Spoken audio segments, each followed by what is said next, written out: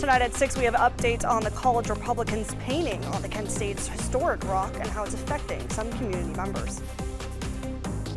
Armed with Our Voices returns to Kent State, and our reporter Avery Savage has all the updates. And the arrest of a man accused of leaking classified Pentagon files and his appearance in federal court. An unexpected breed of dog is helping lift the spirits of children in Minnesota. All these stories and more as TV2 News starts right now.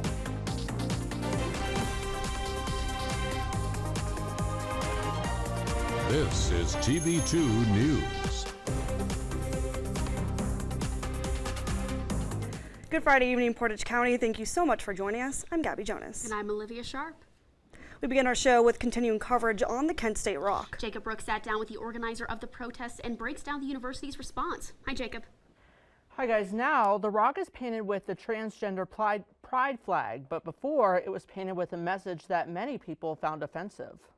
Right before spring break, the phrase, "What is a woman?" was painted on the rock to promote the screening of a documentary hosted by the Kent State College Republicans. The documentary is widely believed to be anti-trans. In addition, posters showed up around campus that appeared to show texts between members of the group talking about promoting the documentary at the LGBTQ+ Center. The text included references to, quote, "a straight-up war" and the National Guard. Putting up those posters, whether we have evidence of the poster being there or not, but simply saying that they are, is trying to infiltrate what is supposed to be a safe place. DeFranco has started a petition to protest what happened. It is over 2,000 signatures. It feels like a victory in that people are acknowledging it. However, I know there's a very long road ahead of me and the supporters of this cause. She also met with Kent's Dean of Student Involvement this week, who she says told her there's not much the university can do because it's considered free speech. If you're going to tell me that you're going to have banners where you say, hate has no home here, flashes take care of flashes,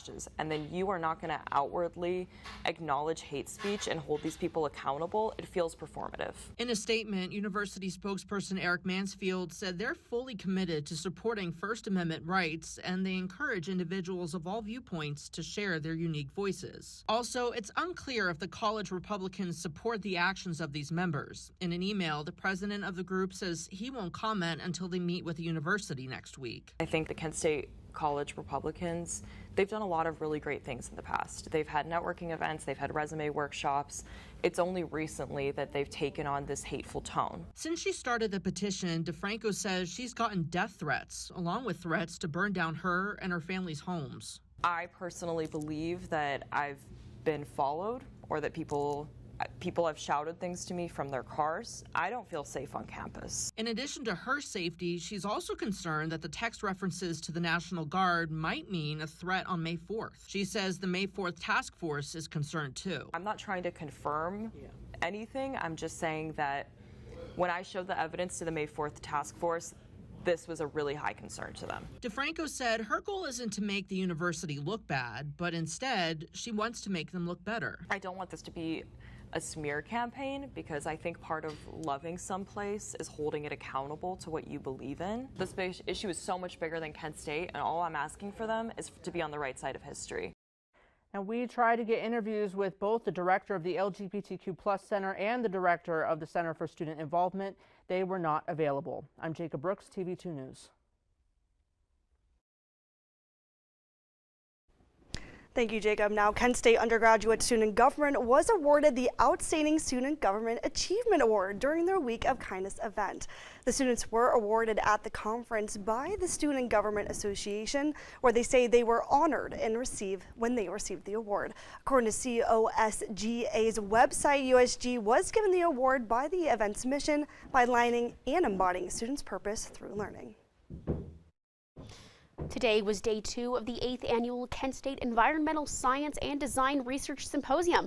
This year's theme was Environmental Justice, Ecology, and Race, which will address issues regarding structural inequality, disparity, and natural processes. This morning's session was focused on recentering conservation, and the afternoon session discussed restorative visions. And at University Oaks, the G2 building flooded this morning with what residents believe to be toilet water. Maintenance says that they are unable to fix and are relocating residents to a nearby hotel, where they will be provided transportation to and from campus. At this time, there is no new information as to when the flooding will be stopped. First Energy reported that about 1,450 of its Portage County customers were without power as of 4:07 p.m. on Thursday, with power being restored around 6 p.m. in the evening. The causes of the outages are currently unknown but are under investigation at this time. Around 1,000 of the residents were in Palmyra Township, about 300 and 100 respectively in Deerfield and Paris Townships, and much smaller numbers in several other communities. Portage County's Commission's office is now looking into developing new van transportation for jail inmates. By law, the funding would be taken directly from Portage County Jail Commissary and be benefited into jail inmates, costing roughly $99,000. Lieutenant Brian Morgan-Stern says that the vans would help transport inmates to and from appointments for career development programs.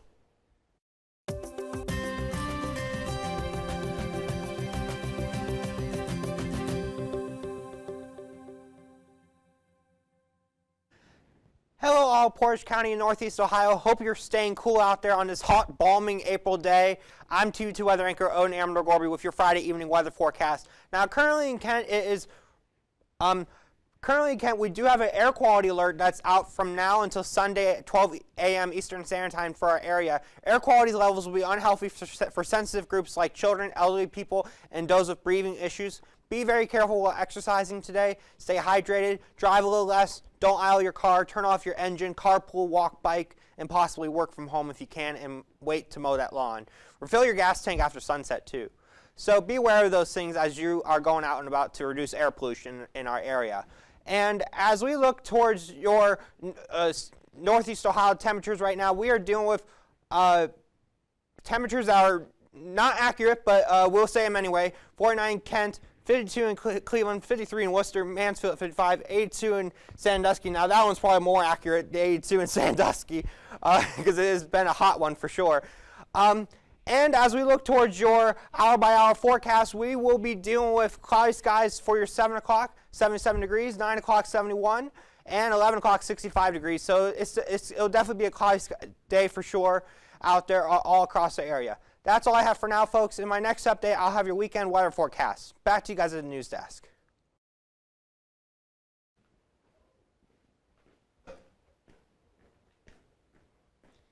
Thanks, Odin. A new policy in the Cuyahoga School District has been removed. The policy was that if a student's lunch account hit a zero or negative balance, efforts would be made to contact the student's family about the school meal debt.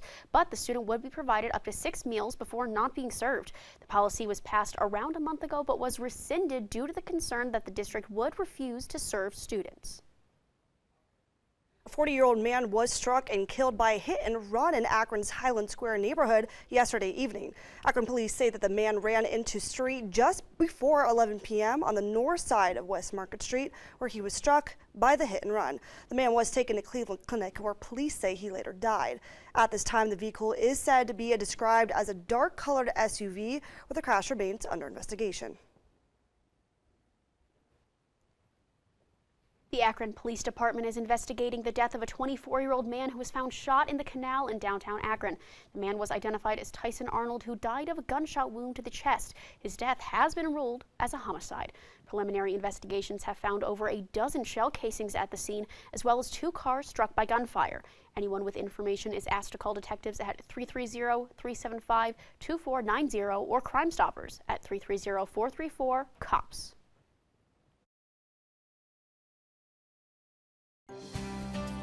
The May 4th Kent State Shooting Remembrance Day is quickly approaching, and immersive experience returns for a second year.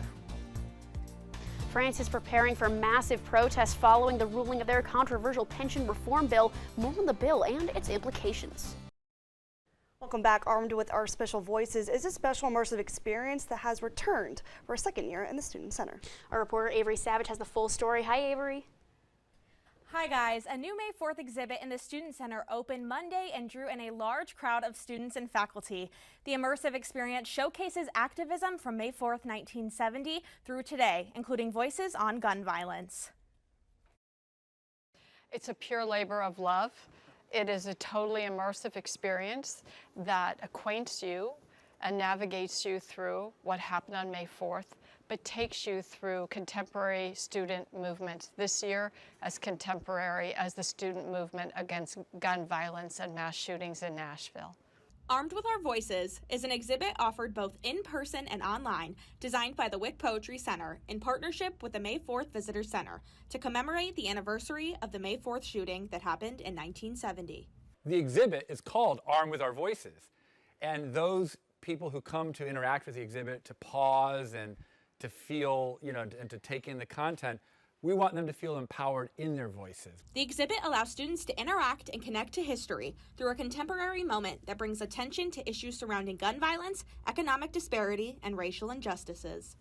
By engaging with the oral histories and the interviews and the documents on the listening wall, they, after watching and listening and learning about from these videos, they could make their own reflection, their own voice, share their own voice of protest, of indignation, of confusion, of fear. The exhibit allows students to express themselves through words by creating poems within the listening wall.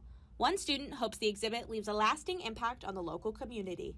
I definitely hope it gives them a sense of being heard and represented and understood, but along with that is a sense of trying to find peace and a sense of teaching peace and knowing that you can be armed with your voice and that your voice is enough and that your voice matters.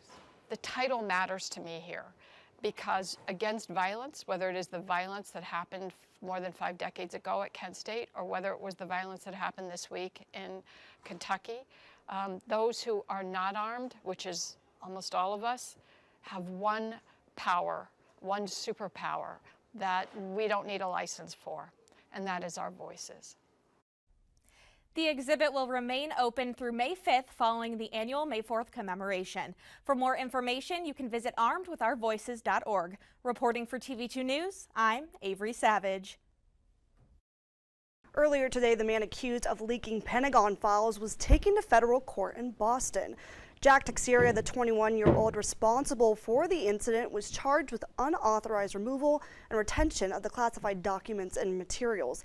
The U.S. Justice Department requests that he be detained pending trial. Pentagon spokesperson Patrick Ryder says Teixeira's act was deliberate and criminal. Capitol Police say they discovered this rifle inside the back seat of a pickup truck on Friday. Police say it was partially wrapped in a blanket. Now police are still investigating the incident, but for now, they don't believe Congress or the Capitol was a target. The 57-year-old gun owner Michael J. Donahue is facing multiple charges, including possession of an unregistered firearm. Florida Governor Ron DeSantis signed one of the nation's most restrictive abortion bills into law Thursday night. Florida's so-called Heartbeat Protection Act passed the state's House chamber on a 70-40 vote, where abortion procedures after 6 weeks of pregnancy have been banned in the state. Though the law was passed, there could be a delay before it's enforced due to the Supreme Court's lawsuit with the state's current 15-week abortion plan.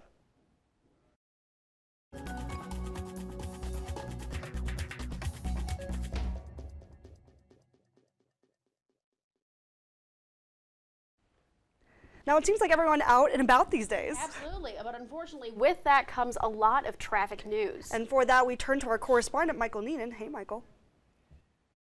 Good evening, Portage County. Despite the clear skies, traffic continues to back up roads across the country. The Palisades Parkway was closed down following a fatal 3-car crash last night which saw the death of a man and his dog, along with other injuries. The victim has been identified as 20-year-old Cyrus Silverio of Hackensaw, New Jersey. The parkway remained closed from around 10 p.m. Thursday night until 6 a.m. Friday morning, when the southbound lanes have begun to move again near exit 10. Traffic on the westbound lanes of the Massachusetts Turnpike has backed up after a trailer tractor incident on Thursday morning in Springfield, Massachusetts. The accident occurred after the trailer went through a guardrail and into a wooded area. As of 3 this afternoon, traffic has returned to normal. A San Antonio highway has closed down after a truck carrying thousands of pounds of raw onions spilled out onto the road during a crash at around 2 in the morning. The spillage occurred on Interstate 35 and traffic reportedly extended for miles before officers were able to open some of the lanes at around 8 on Friday morning. Nobody was injured, but the driver of the trailer was taken to a hospital via ambulance to be checked out by a doctor. That's all I have for today. Be sure to carry water with you if you get stuck in traffic during these warm temperatures. I've been Michael Neenan. Stay safe, Portage County.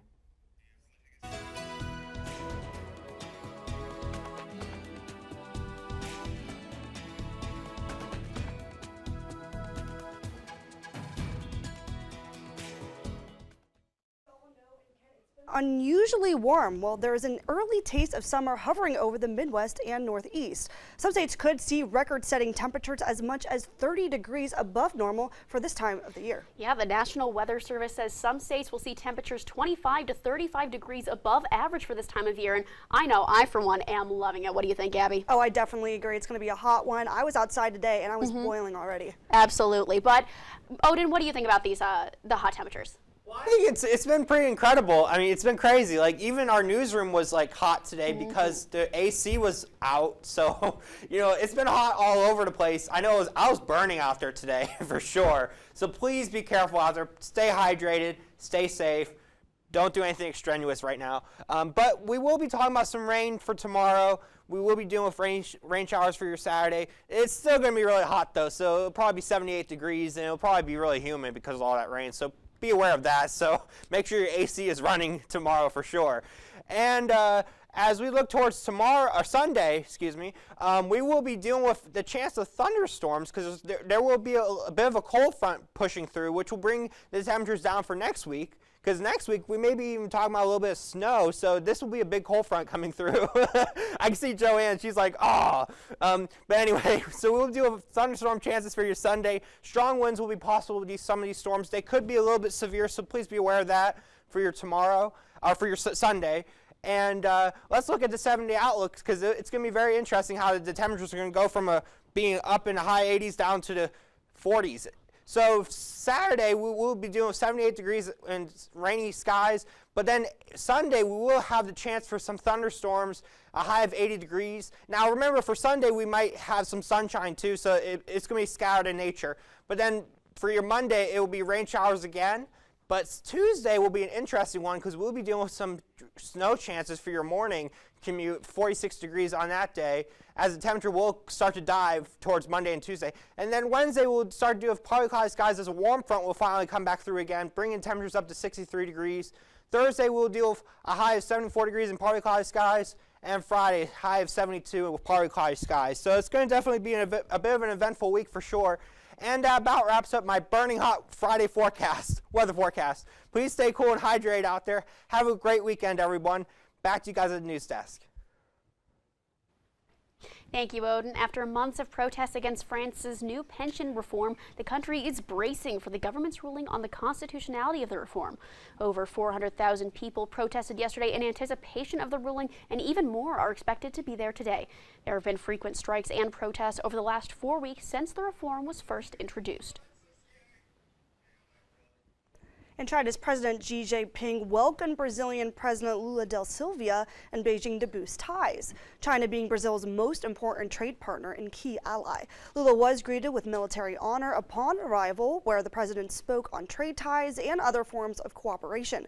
The Brazilian president hopes that Chinese investments will help get Brazil's economy back on track, as the trade between both countries is already strong. Talks about aeronautics and environment emissions were also discussed. North Korea is claiming that it test-fired a, quote, new type ICBM, one which used solid fuel. A solid-fueled ICBM can be moved more easily and launched quicker than a liquid one. Those factors would reduce the time it would take an ICBM to launch by North Korea. The new type of ICBM launch came just days after Kim Jong-un called for North Korea to expand war deterrence in a, quote, more practical and offensive way.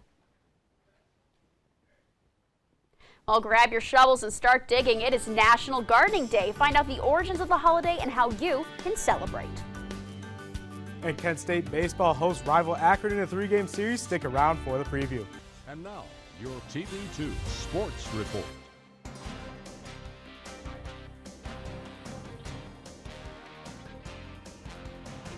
Good evening, Portage County. I am Nico Crespo with your Friday Night Sports Report. Kent State's baseball team is once again in the wagon wheel rivalry as Akron comes to town for a 3-game series. The Flashes have won 6 of their last 7, sitting at 22-10 overall and 9-3 in the conference, sitting just a half game behind leading Ball State.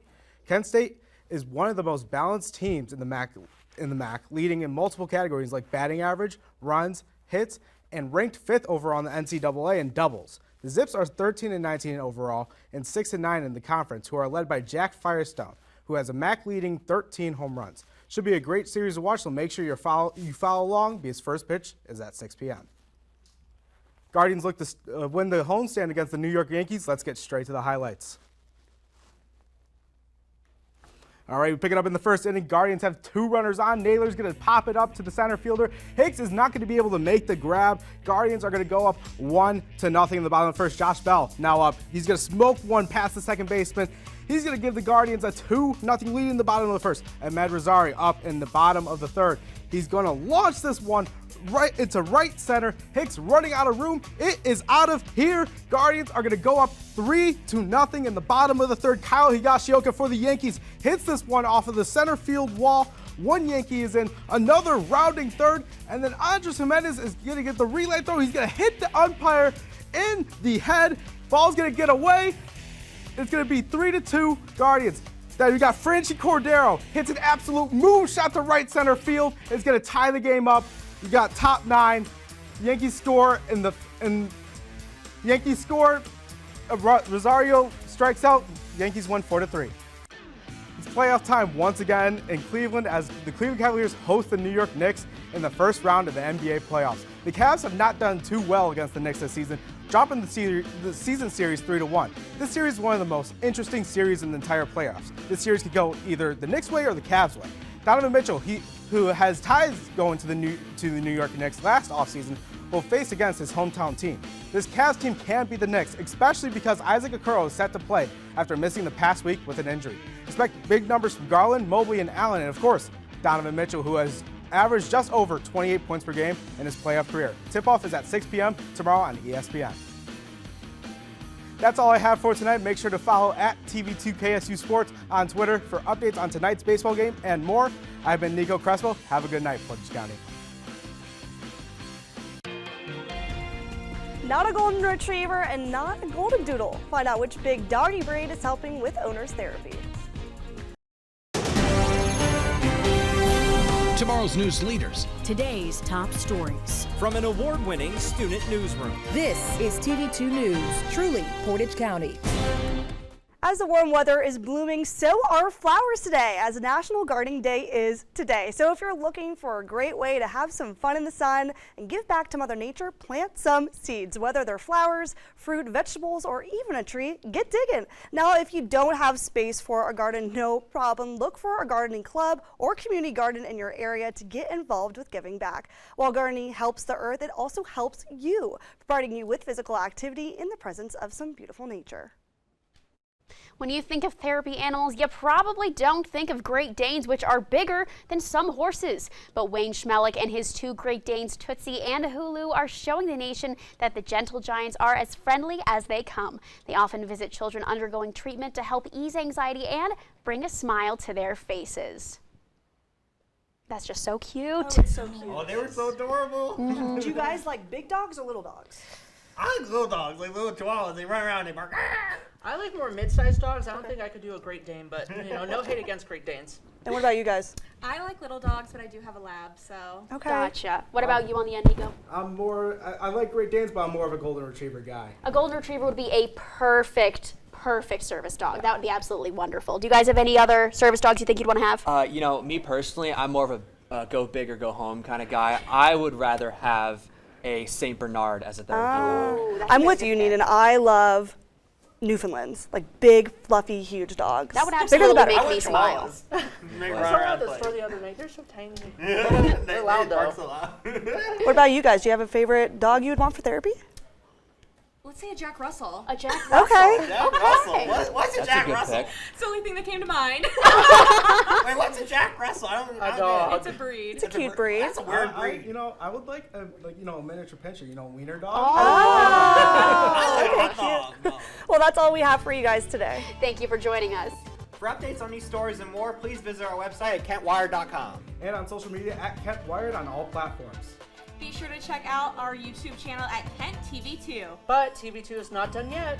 An all-new episode of Kent Core premieres tonight at 9. I'm Michael Neenan. I'm Jacob Brooks. I'm Avery Savage. I'm Nico Crespo. I'm Odin Amador-Gorby. I'm Olivia Sharp. And I'm Gabby Jonas. Have a great night, Portage County.